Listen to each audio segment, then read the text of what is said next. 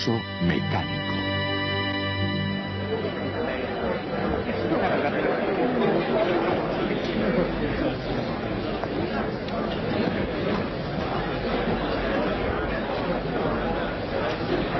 Algunas cantidades en física no solo tienen magnitud, también tienen dirección. Dichas cantidades son representadas por vectores. Hay cosas que son estrictamente cuestión de puntos de vista. Por ejemplo, Copérnico decía que todos han mirado siempre el universo desde el punto de vista de la Tierra. ¿Qué ocurriría si mirásemos desde el punto de vista del Sol? Y ya saben ustedes cuál fue el resultado. Se desmoronaron los cielos. Por eso, el punto de vista de ustedes no deben tomarlo a la ligera. Una vez que se ha elegido un punto de vista, se necesita tener unos medios de describir exactamente dónde está algo y qué camino sigue. ¿Cómo hacerlo? Los jugadores de ajedrez, por ejemplo, tienen un sistema para decir dónde está cualquier pieza sobre el tablero y cómo se mueve. Los niños jugando al juego de los barcos encuentran también la forma de explicar exactamente dónde está algo. También nosotros, los científicos, al igual que los niños o los ajedrecistas, también tenemos que tener algunos medios para describir exactamente dónde está algo. Al norte del Océano Pacífico, cuando hay un acorazado en juego, no está seguramente implicado en un juego de niños. Este es el centro de guardacostas Alameda, en la bahía de San Francisco. Y aquí los métodos para localizar un barco, para enviar uno en el instante mismo que llegue la información, son estrictamente profesionales. Tanto en horas de vigilancia sin incidentes como en momentos de crisis en alta mar, el guardacostas de los Estados Unidos siempre cumple con su deber con una enorme variedad de formas y de medios. Cartas de navegación muy detalladas y precisas, una gran familiaridad con la bahía y las aguas de los alrededores, una electrónica muy sofisticada, dispositivos de rastreo de alta precisión, personal sin igual en las costas norteamericanas. Con estos recursos cuentan los guardacostas de los Estados Unidos. Y fuera de la vista, pero nunca olvidados, están en su poderosa ecuación de talento, entretenimiento y tecnología las herramientas de la matemática vectorial. Una magnitud que tiene módulo y dirección es un vector y se representa por una flecha. La dirección de la flecha es la dirección de la magnitud y su longitud indica su módulo. Desplazamiento, velocidad, aceleración son todos vectores. En las ecuaciones los vectores se escriben en negrita. Las magnitudes corrientes, como tiempo y masa, son escalares. En las ecuaciones los escalares se escriben en bastardilla. El módulo de un vector también es un escalar. Se representa por la misma letra, pero en bastardilla. Con vectores, incluso las operaciones matemáticas más familiares adquieren un nuevo significado. Por ejemplo, si dos vectores se suman juntos, la suma no es simplemente un número, es un nuevo vector. Los vectores también se pueden restar uno de otro y el resultado es otro nuevo vector. Por supuesto, si el guardacostas utiliza los métodos científicos, clásicos o no, sus herramientas están al minuto y listas para ser utilizadas. Un oficial recibe una señal de peligro y al margen de lo que el futuro le pueda deparar al atender la llamada, él está preparado. Tiene que estar. En el desempeño normal de su labor, el guardacostas salva todo tipo de animales marinos. Y de hecho, salva incluso a los que sería mejor estuviesen en tierra firme.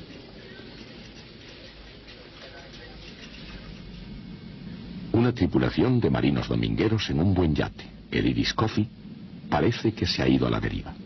Por supuesto. Y se encuentran perdidos en un punto totalmente desconocido. Tampoco es que se conozca muy bien cómo pueden el capitán y sus hombres haber llegado a semejante situación. En cualquier caso, el guardacostas usa sus propios recursos. En el chasquido de un interruptor, se oye el eco de la tripulación del barco. Los hombres se ponen rápidamente en movimiento.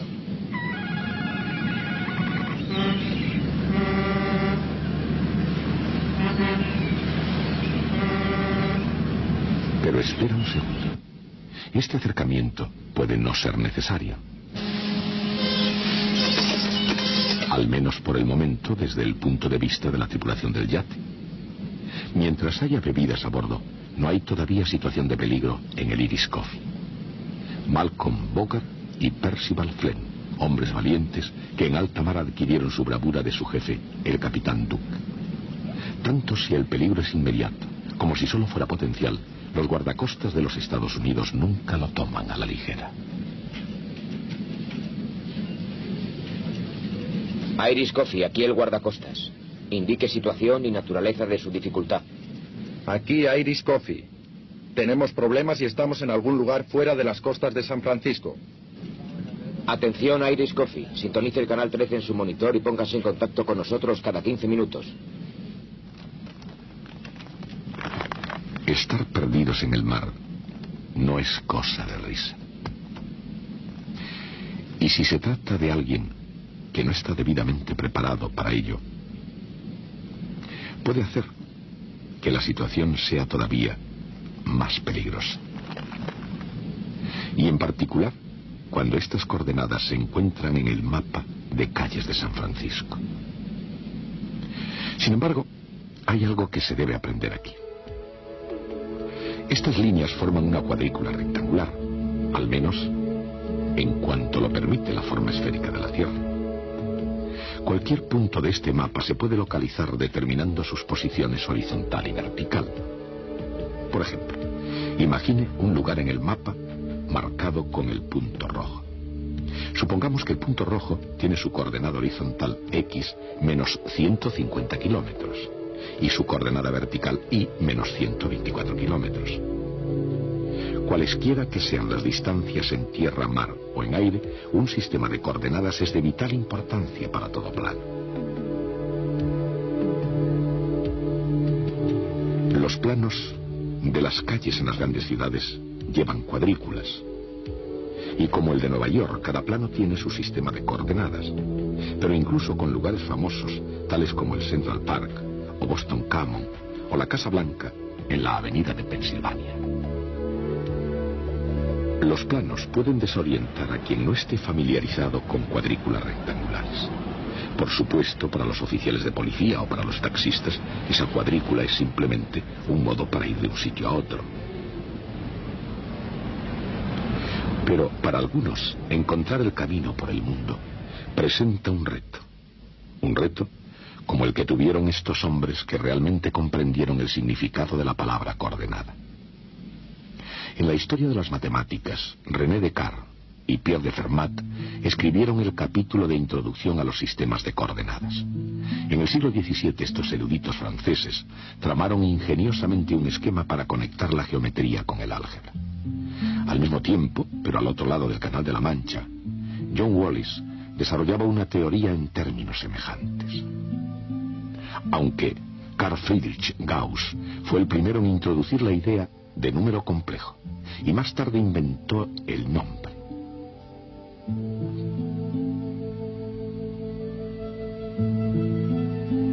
En su libro Álgebra, Wallis representaba un número complejo, por ejemplo A más BI, midiendo la parte real a lo largo de un eje horizontal y la parte imaginaria B a lo largo de un eje vertical. Aún hoy los números de un plano cuadriculado pueden parecer complejos. Si los caminos en las grandes ciudades pueden parecer confusos, piensen ahora en el apuro de los extraños en el mar. ¡Ahí, mira! ¡Es una avioneta! ¡Sacad las letras! ¡Deprisa, ¡Vamos! deprisa! ¡Corre! ¡Antes de que se vaya! ¡Corre!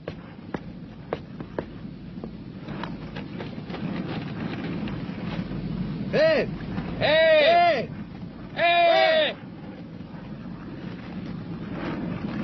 Perderse sin un buen mapa le ocurre a cualquiera, pero que le encuentren a uno que no tiene mapa da un poco más de trabajo.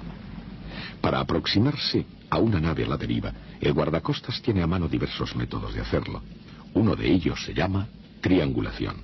Se establecen dos ángulos diferentes de recepción de radio usando antenas direccionales y se trazan unas líneas rectas hasta su intersección.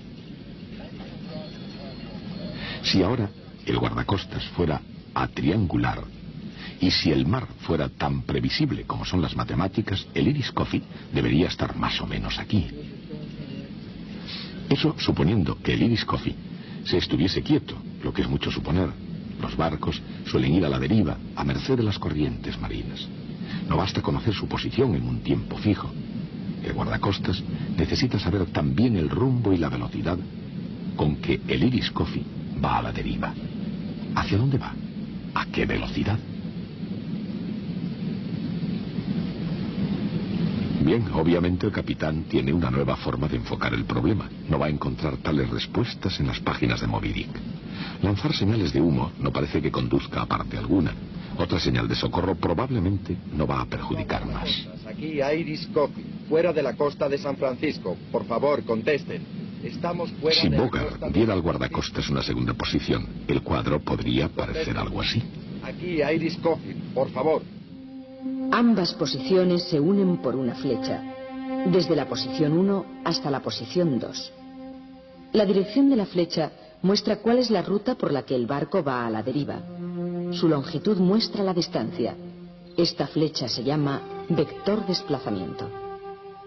Con más información, el guardacostas podría estimar el rumbo del barco a la deriva, uniendo los vectores desplazamiento, el origen de uno al extremo del otro, lo cual es justamente la suma de vectores. Ellos podrían estimar también la velocidad con que va a la deriva, dividiendo los vectores por el tiempo entre las señales recibidas.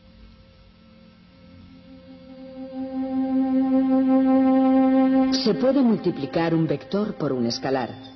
Este nuevo vector tiene la misma dirección y sentido si el escalar es positivo, pero su módulo puede ser diferente.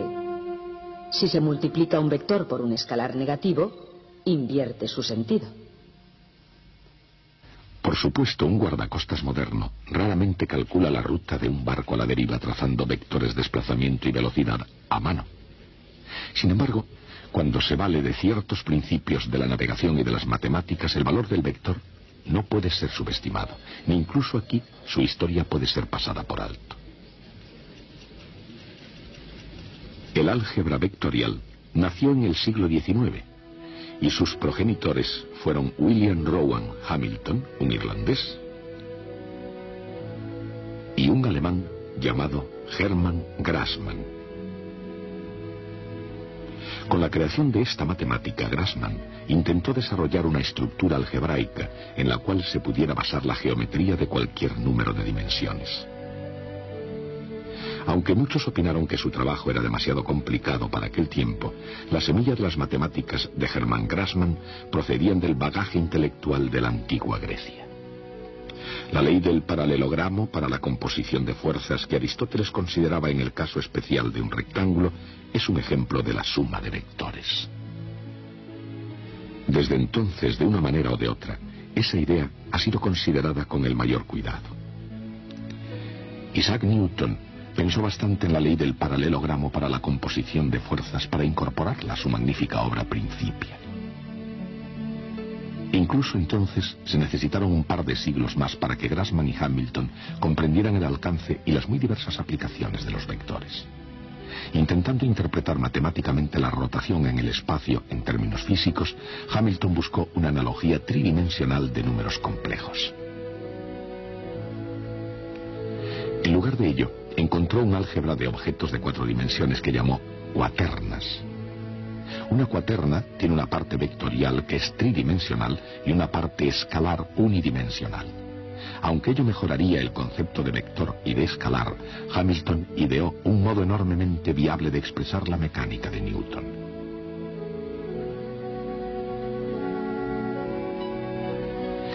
James Clerk Maxwell, un pionero en electricidad y magnetismo, vio el brillo teórico de las ideas de Hamilton. Pero aún así, en general, no fueron aceptadas para ser efectivas. El contenido y la forma tenían que ir a la par. Mientras que la teoría de Hamilton era muy sencilla, su forma era demasiado complicada para poder sobrevivir. Pero en esencia, sin embargo, la teoría sobrevivió. En el siglo XIX, el profesor de Yale, Josiah Willard Gibbs, tomó las ideas originales de Hamilton y Grassmann y las aplicó a la física teórica. No obstante, muy reacio en aceptar ideas ajenas, Gibbs esperó 2 décadas antes de permitir que E.B. Wilson reordenara sus notas en forma de libro. Finalmente, con su publicación en el año 1901, los vectores dieron la vuelta al mundo hasta que, igual que el sonido de la música, pudieron ser escuchados en casi todas partes donde había encuentro entre personas. Por supuesto, el álgebra vectorial como la notación musical requiere práctica. Incluso a bordo del Irish Coffee, un poco de ejercicio no empeoraría mucho la situación. Y en cualquier caso, al contrario que en la lírica de ciertas canciones, los vectores tienen muchas aplicaciones.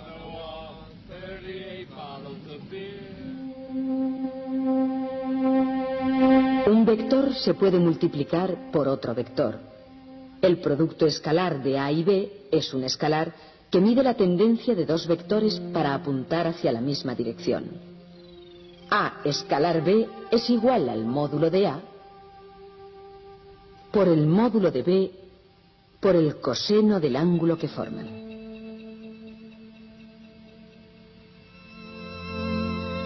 Si A y B son perpendiculares, su producto escalar es 0. El producto escalar de un vector por sí mismo es justamente el cuadrado de su módulo.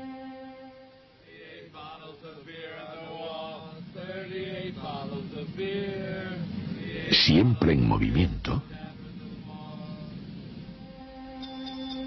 El producto vectorial de 2 vectores es un nuevo vector perpendicular al plano determinado por los vectores originales. Su módulo es el área del paralelogramo formado por los vectores originales.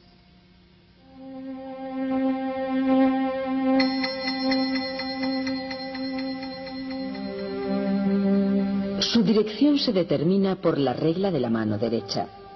El producto vectorial mide la tendencia de 2 vectores a ser perpendiculares y es una de las herramientas más eficaces para describir la rotación o giro de los objetos.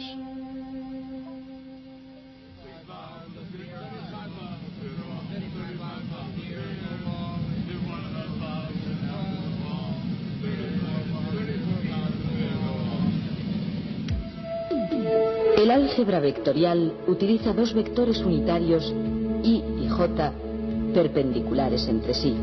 Un pequeño sombrero sobre el vector significa que tiene módulo 1. El vector desde el origen hasta el punto con coordenadas X, Y es la suma de 2 vectores perpendiculares, un vector horizontal, XY, y un vector vertical, YJ.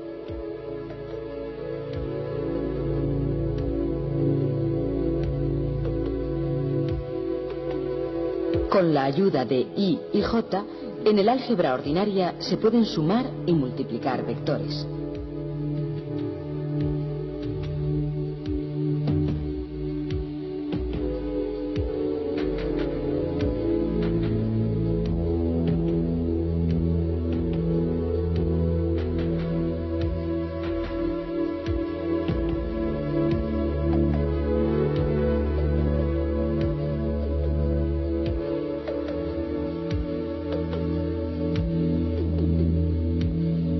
En un espacio tridimensional se usa un tercer vector, K. K es perpendicular al plano determinado por I y J. El vector tridimensional se escribe X por Y más Y por J más Z por K.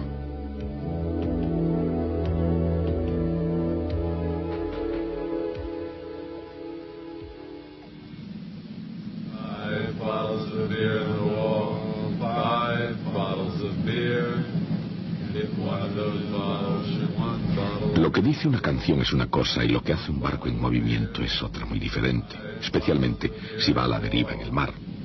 Recordemos, antes de la primera señal de peligro, el viento era suave, el mar estaba en calma, el día era perfecto para una diversión buena e inocente. Pero las condiciones cambian y el Irish Coffee ya no está donde debería estar, ni es lo que solía ser.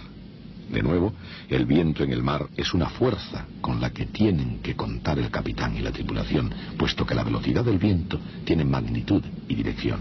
Es una cantidad vectorial. Y lo mismo sucede con la velocidad de las corrientes. Y así ahora, yendo a la deriva con viento y agua, pero yendo rápidos a ninguna parte, estos hombres están perdidos. Hasta que finalmente se den cuenta de ello.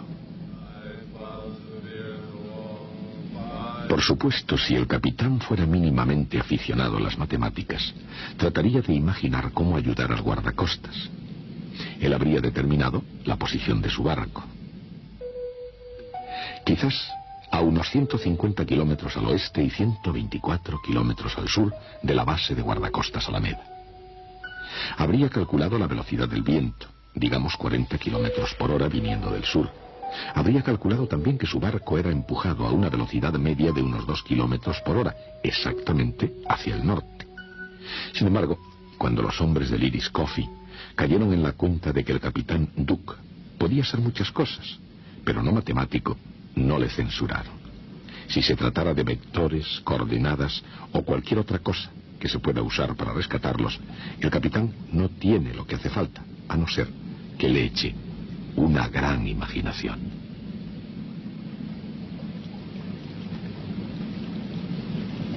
Así, con su ayuda, sin decir nada de vectores ni coordenadas, velocidad del viento, probable dirección de la corriente, y utilizando un helicóptero como buena medida, las cosas se pueden poner en marcha. En la imaginación del capitán Duke, el piloto tiene suficiente fuel a una velocidad no superior a 125 kilómetros por hora para permanecer 4 horas en vuelo. Digamos que 2 horas para llegar hasta aquí y 2 para volver. Y 230 kilómetros como máximo cada recorrido. ¿Podrá llegar el helicóptero hasta el Iris Coffee? Y ciertamente es importante, ¿podrá después volver el piloto a su base? El viento se lleva al helicóptero exactamente hacia el norte a 40 kilómetros por hora, o sea, en 2 horas 80 kilómetros hacia el norte.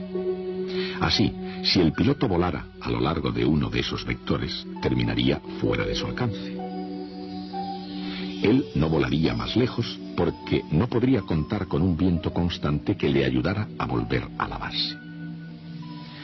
La situación no es tan mala como parece. ¿Por qué? Porque el Iris Coffee también va a la deriva hacia el norte a 2 kilómetros por hora. En 2 horas habrá avanzado 4 kilómetros exactamente hacia el norte, lo que le situaría al borde del radio de acción del helicóptero.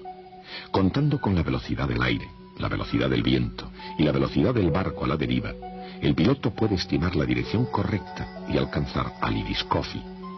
¿Es eso posible incluso en la imaginación del capitán? Sí. Y la respuesta en realidad debería ser obvia. La trayectoria del helicóptero y su desplazamiento por el viento se combinan o suman como vectores. Estos cálculos tan sencillos como son serían vitales si el guardacostas norteamericano pudiera leer el pensamiento del capitán Duke. En lugar de eso, ellos marchan según un plan suyo. Se oye el eco de la tripulación del barco. Los hombres se ponen rápidamente en movimiento. De hecho, el Iris Coffee está a unos pocos kilómetros al sur de las Islas Farallón, cerca de la bahía de San Francisco y a una distancia en la que casi se oyen a gritos. Así que el capitán Duke y sus hombres pronto estarán a salvo, y antes de que su almacén de bebidas se haya vaciado, ya se encontrarán en tierra firme. Y hasta que aprendan sus lecciones de navegación, por no decir nada de vectores, ahí es donde deben estar. Hasta Copérnico, el centro de la Tierra había sido el centro del universo.